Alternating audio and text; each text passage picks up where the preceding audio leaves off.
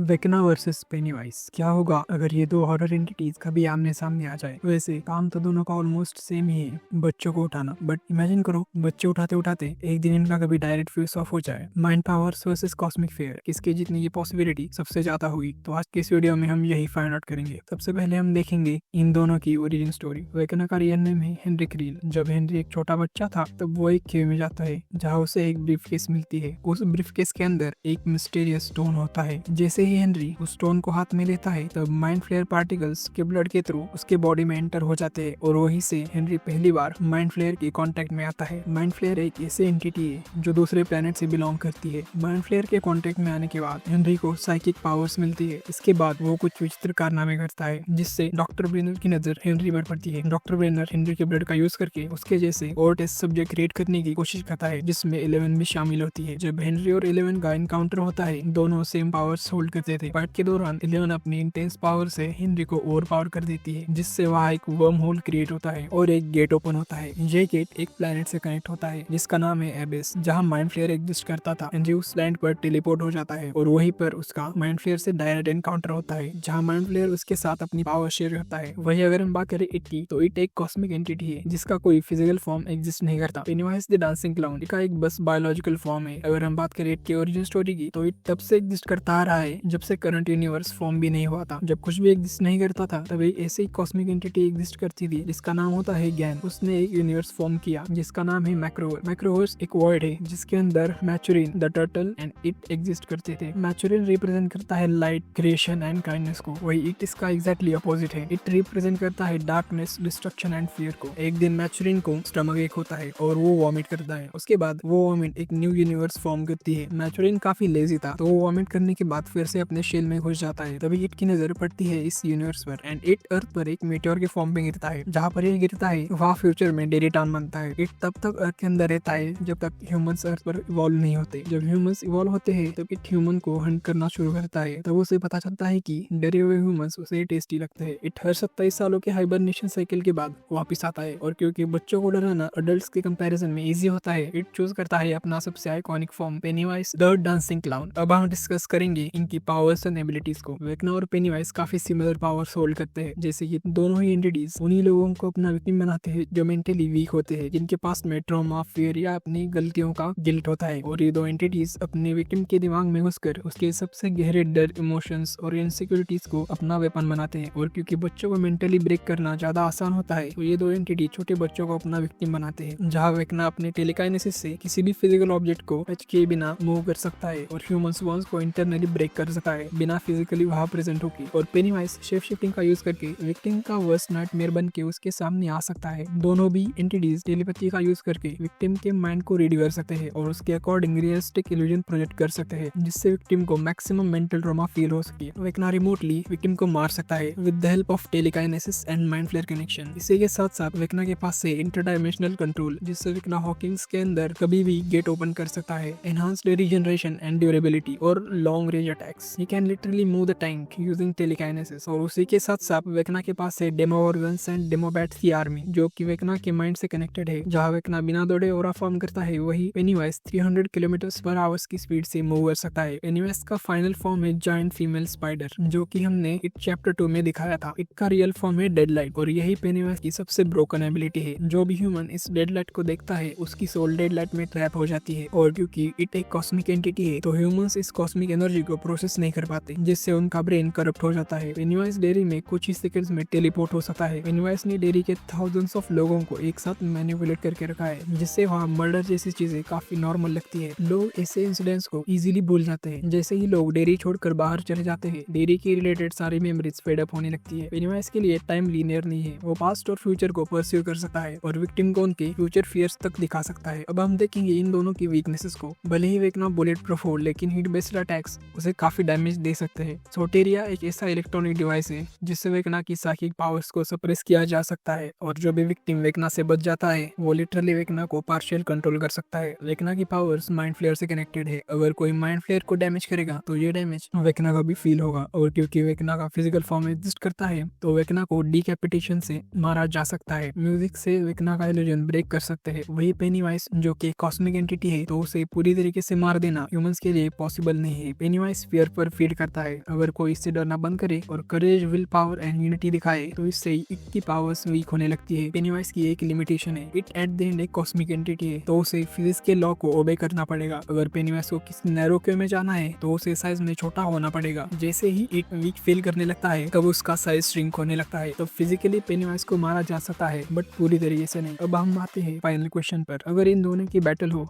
तो कौन जीतेगा? यहाँ पर सबसे ज्यादा पॉसिबिलिटी है कि पेनीवाइज वेक्ना को इजीली मारा सकता है, क्योंकि वेक्ना की साइकिक पावर्स पेनीवाइज पर काम नहीं करेगी। बिकॉज ऑफ पेनीवाइज एक नॉर्मल ह्यूमन बीइंग नहीं है, वो एक कॉस्मिक एंटिटी है, इसीलिए वेक्ना को पेनीवाइज को मैनिपुलेट करना नेक्स्ट टू इम्पॉसिबल होगा। और अगर हम बात करें फिजिकल अटैक्स की तो वेक्ना पेनीवाइज को फिजिकली डैमेज कर सकता है, पर पेनीवाइज की फिजिकल रीजनरेशन एबिलिटी वेक्ना से काफी ज्यादा है, तो फिजिकल अटैक पेनीवाइज पर ज्यादा असर नहीं करेंगे। बट पेनीवाइज को वेक्ना को मारना कंपैरेटिवली काफी इजी होगा। पेनीवाइज की स्पीड एंड रिफ्लेक्शंस वेक्ना के मुकाबले काफी फास्ट है, जिससे वेक्ना के अटैक से पहले ही पेनीवाइज वेक्ना के क्लोज आकर उसको डेड लाइट में ट्रैप कर सकता है। और क्योंकि वेक्ना एट द एंड एक ह्यूमन है तो उसकी सोल डेड लाइट देखने के बाद एम्प्टीनेस में ट्रैप हो जाएगी। इसी के साथ साथ पेनीवाइज वेक्ना को उसका ट्रॉमा दिखा सकता है, जिससे वेक्ना याद करने से भी डरता हो। एट द एंड वेक्ना को पेनीवाइज को हराना नियरली इम्पॉसिबल है, बट एक चीज वेक्ना कर सकता है, क्योंकि वेक्ना एक ग्रेट मैनिपुलेटर है, तो वेक्ना पेनीवाइज को बुली कर सकता है। तो वेक्ना पेनीवाइज को बुली करके उसके फिजिकल फॉर्म को मारा जा सकता है, जैसे कि लूदर्स क्लब ने पेनीवाइज को बुली करके उसकी फिजिकल फॉर्म को छोटा करके हर्ट को उसके बॉडी से बाहर निकाल लिया था, जिससे उसकी फिजिकल फॉर्म की डेथ हो गई थी। बट अगर ऑन द स्पॉट इनकी कभी बैटल हो तो पेनीवाइज के जीतने के चांसेस काफी ज्यादा होंगे। बाकी तुम बताना तुम्हें क्या लगता है, अगर वेक्ना को इनफ प्रिपरेशन टाइम मिल जाए तो क्या वेक्ना पेनीवाइज को हरा सकता है? अपना वर्डिट कमेंट्स में ड्रॉप करते जाना।